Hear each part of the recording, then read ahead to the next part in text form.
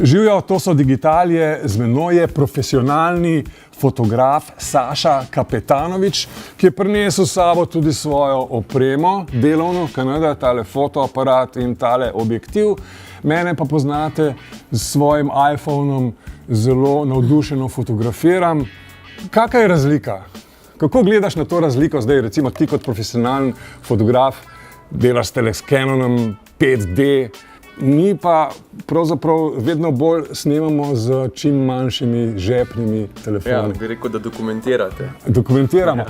Tvoje stališče skratka je, da se tega ne da primerjati ali da se sploh ne da profi snemati z iPhone? Jaz bi rekel, ne, da se v nekih kontroliranih pogojih, če slikamo statiko, take zadeve, drugače pa mislim, da čip ni problem, mislim, da je problem v optiki, zaenkrat. Problem je hardware. Hardware, ja. Zate. Dajva recimo najprej si ogledati tvojo opremo. Ti uporabljaš, rekel sem, če sem ga prepoznal prav, tole Canon Mark II 5D. Zakaj je ravno ta? Zaradi tega, ker je full frame. Mi je všeč pa. Senzor ima velik. Senzor ima velik senzor. In tale dva objektiva, ki ju tudi prepoznam po njuni barvi, sive barve, Canoni so menda profesionalni, tale je kater? Ja, to je 400x2.8, 400 mm 2.8.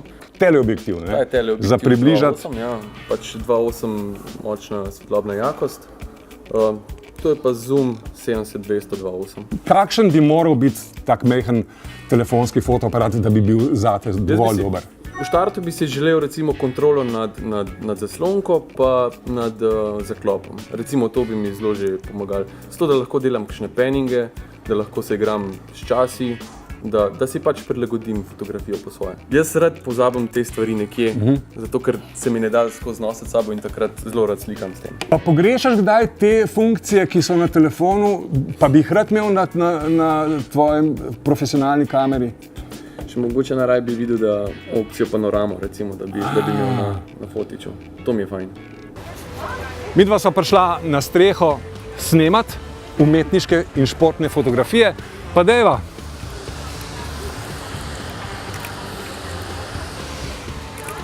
Saša, ampak čutiš razliko, ne, v priročnosti? Jaz samo lepo... Ti se moraš pa mečken matrati, ne? Ja, mečken pa res. Daj mi povej, v čem je pravzaprav finta tegale ogromnega objektiva? Čeprav razumem, ta niti ne približa toliko, kakor bolj zajame svetlobo, ne? Ja, absolutno. Mislim, ljudje mislijo, da to nenormalno približa zadevo. Ja, približa že, ne, ampak ogroman je predvsem zaradi velikih leč, ne, ker velike leče mu dovoljujejo, da gre veliko svetlobe v njega in s tem pač imamo boljšo opcijo za uravnavati, kaj hočemo, ne? Če hočemo uporabljati krajše čase, če hočemo bolj Pri športni fotografiji je to važno, ne? Da ga ti zamrzneš športnika recimo med... Ja, tam rabimo pač dosti krajši čas zaslonke. In zato več svetlobe. Ja, in zaradi tega pač več svetlobe in zaradi tega take zadeve pridejo prav. Lej, jaz lahko tudi pravzaprav pozumam, ne, približam si fotografijo, samo v bistvu s tem golfam, ne? Golfaš na nek način, ker v bistvu se piksle kradeš. Točno, ja. Zdaj pa naredi eno dobro fotko, da jo bomo dali na steno. Res tako. A veš? Čakaj, jaz moram iti na stran. Mi moramo se pa odstraniti, ja. Narazen mora iti. Ful nadeleč.